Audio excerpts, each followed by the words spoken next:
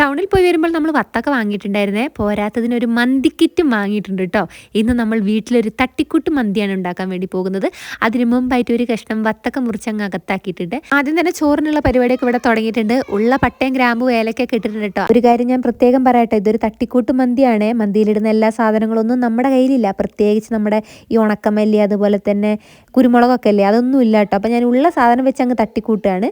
അങ്ങനെ ദേ നമുക്ക് ആ കിറ്റിൽ കിട്ടിയൊരു മന്തി മസാലയും ഒരു ക്യാപ്സിക്കും അതുപോലെ തന്നെ കുറച്ച് മല്ലിപ്പൊടി, കുരുമുളക് പൊടി, അതുപോലെ തന്നെ ചിക്കൻ മസാല, പിന്നെ ഒരു മാഗി ക്യൂബ് എല്ലാം കൂടെ ചേർത്ത്, പൊടികളുടെ കൂട്ടത്തിൽ മഞ്ഞപ്പൊടി ഇട്ടിട്ടുണ്ടായിരുന്നു, ഞാൻ പറയാൻ വിട്ടുപോയി ഗൈസ്. പിന്നെ ഇതേ ടൊമാറ്റോ സോസ്, കിറ്റിൽ കിട്ടിയ ടൊമാറ്റോ സോസും അതുപോലെ തന്നെ ഓയിലൊക്കെ കുറവായിരുന്നു കേട്ടോ. അപ്പോൾ നമ്മൾ നമ്മുടെ കയ്യിലുള്ളതും കൂടെ ചേർത്ത് കൊടുത്തിട്ടുണ്ട്.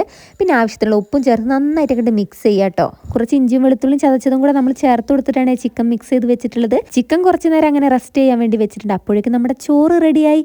ചോറൊന്ന് ചെറുങ്ങനെ വെള്ളം വടിഞ്ഞതിന് ശേഷം നമ്മൾ കുക്കറിലേക്കെല്ലാം തട്ടിക്കൊടുത്ത് 2 പച്ചമുളക് കഴുകിയതും കൂടെ മുകളിൽ വെച്ച് കൊടുത്തിട്ടോ. വേണമെങ്കിൽ നമുക്ക് കുറച്ച് മഞ്ഞപ്പൊടി വെള്ളം ചാലിച്ച് ഒരു കളറിന് വേണ്ടി ഒഴിച്ചു കൊടുക്കാം, അല്ലെങ്കിൽ ഫുഡ് കളറൊക്കെ ചേർക്കാം കേട്ടോ. ഞാൻ അതൊന്നും ചെയ്തിട്ടില്ല. പിന്നെ കുക്കർ നന്നായിട്ട് മൂടി വെച്ച് വിസിലടുപ്പിച്ചിട്ടുണ്ടെങ്കിൽ നമ്മുടെ മന്തി ഇവിടെ റെഡിയായി കിട്ടും. അങ്ങനെ നമ്മുടെ കുക്കർ മന്തി ഇവിടെ റെഡി ആയിട്ടുണ്ട്. എല്ലാ സാധനങ്ങളൊന്നും ഇല്ല കേട്ടോ, എന്നാൽ അതിൻ്റെ കുറവൊന്നുമില്ലേ, നല്ല രുചിയുണ്ടായിരുന്നു. അപ്പോൾ ഇന്നത്തെ വീഡിയോ ഇത്ര.